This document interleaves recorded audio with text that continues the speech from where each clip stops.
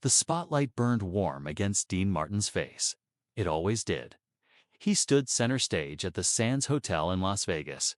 Tuxedo crisp, hair perfect, voice smooth as velvet. The band swayed behind him. The audience leaned forward in their seats, glasses in hand, waiting for the next line. Dean smiled. Not the movie star smile, the real one. That said, "You're safe tonight. Let me take you somewhere beautiful. When the moon hits your eye like a big pizza pie."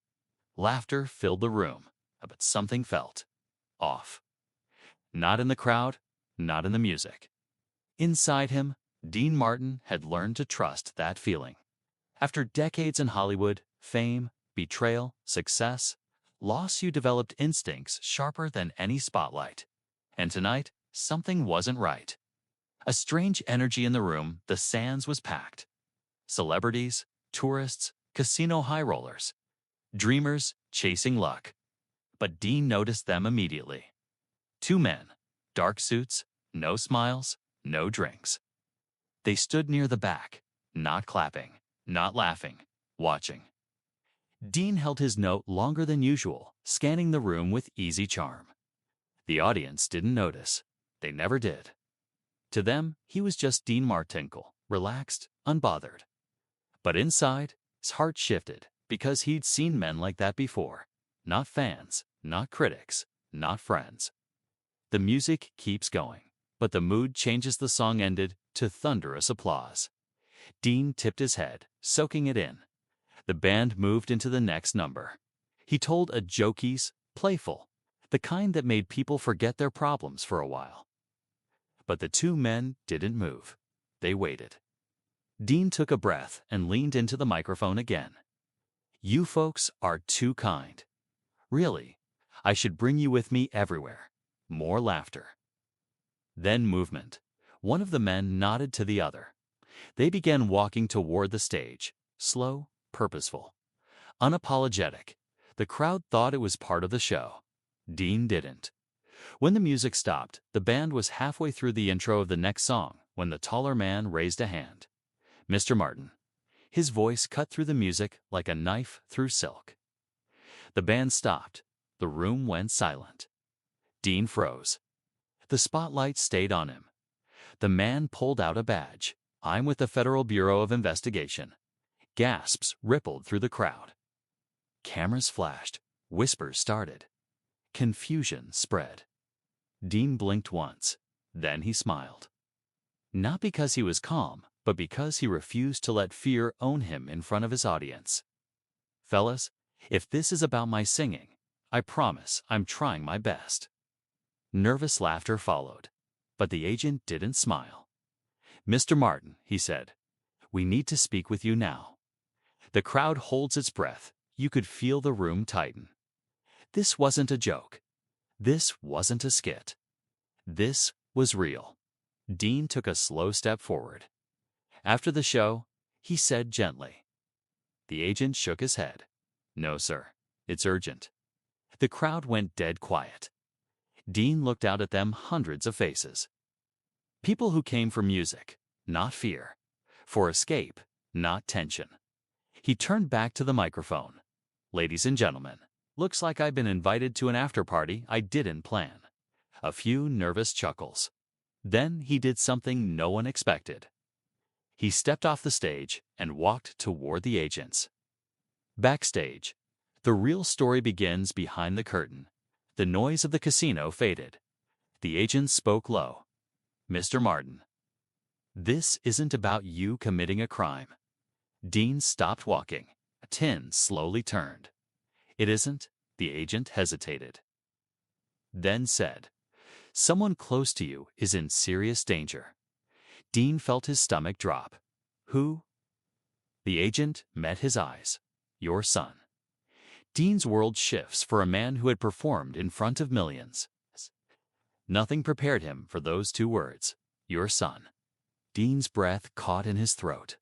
What happened? The agent explained quickly, too quickly.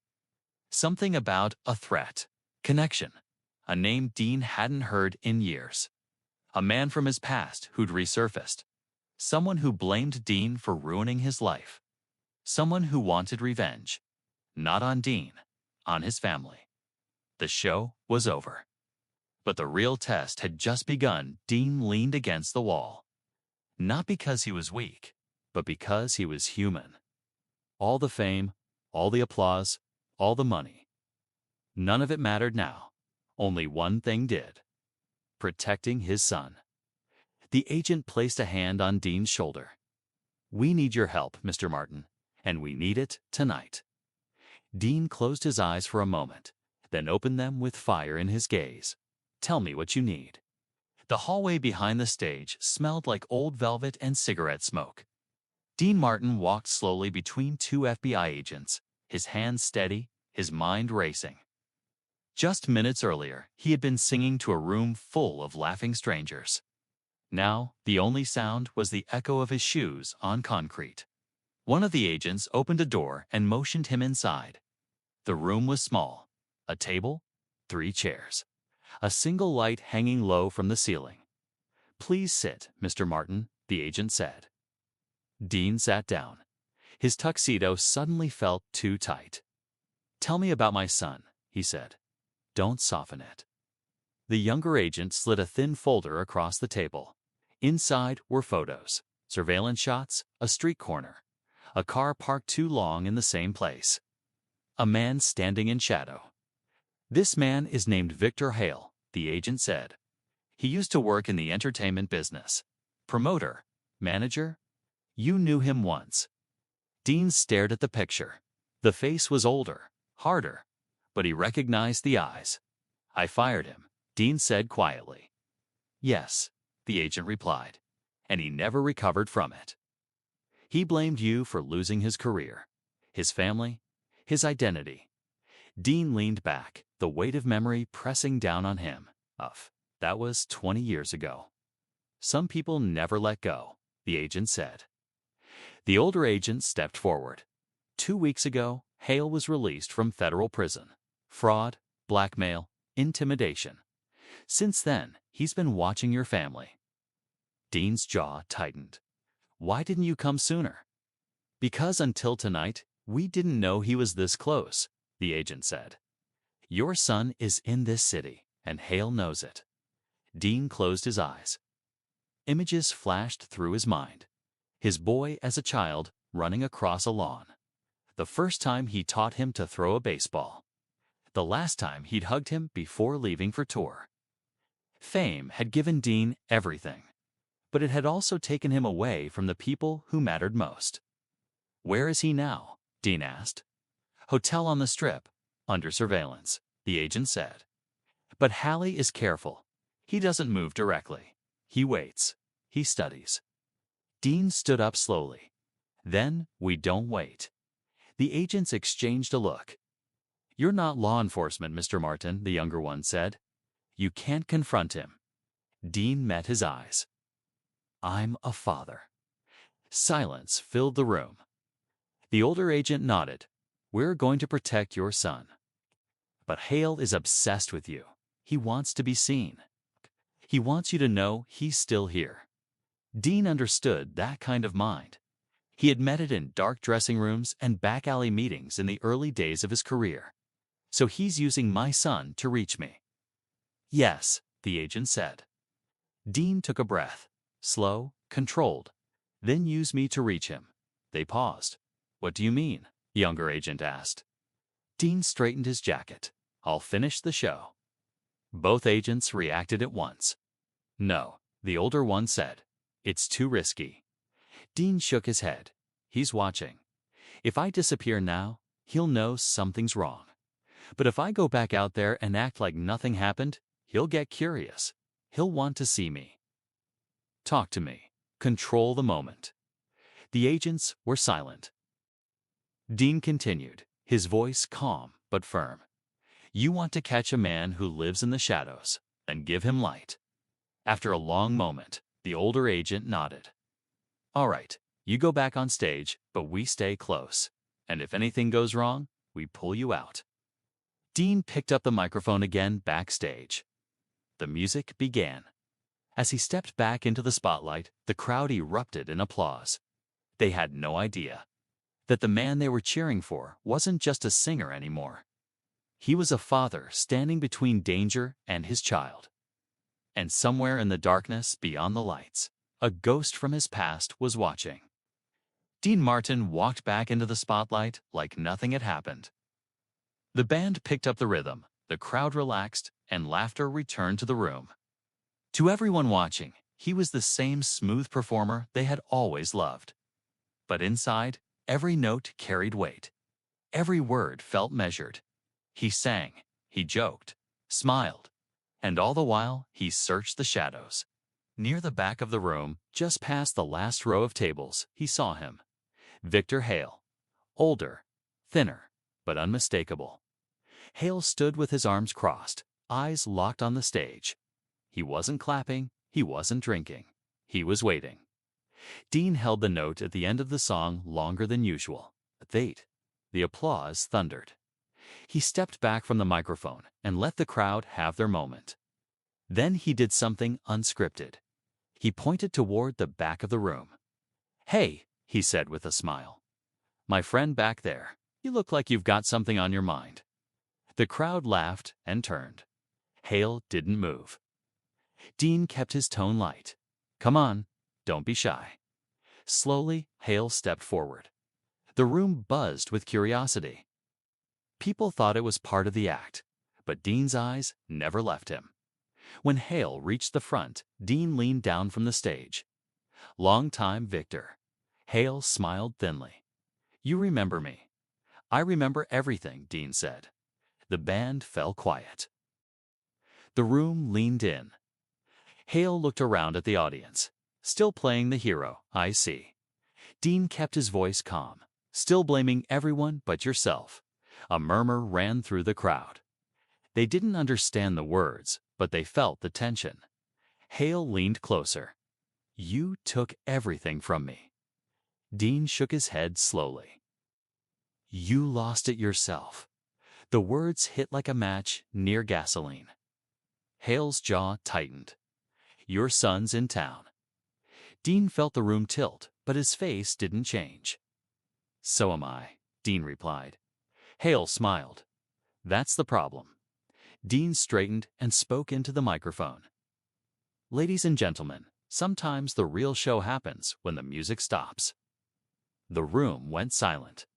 Dean looked at Hale, his voice steady. "You want me, you talk to me, leave my family out of it." Hale laughed softly. "You always did think you could control the stage." Dean stepped down from the platform. Gasps filled the room. The FBI agents moved closer from the sides. Dean stood face to face with Hale. "This isn't about fame," Dean said. "It's about responsibility." Hale's eyes flicked to the agents.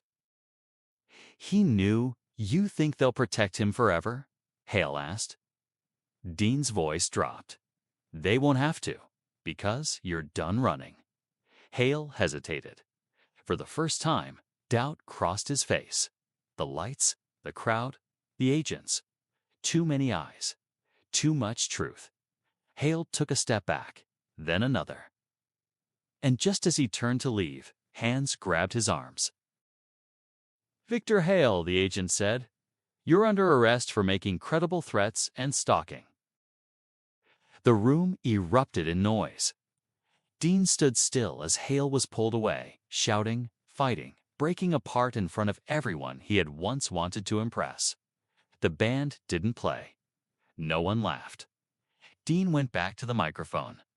"Folks," he said quietly, "thank you for your patience." He paused. "Sometimes life asks you to choose between the spotlight and what really matters." The room was silent.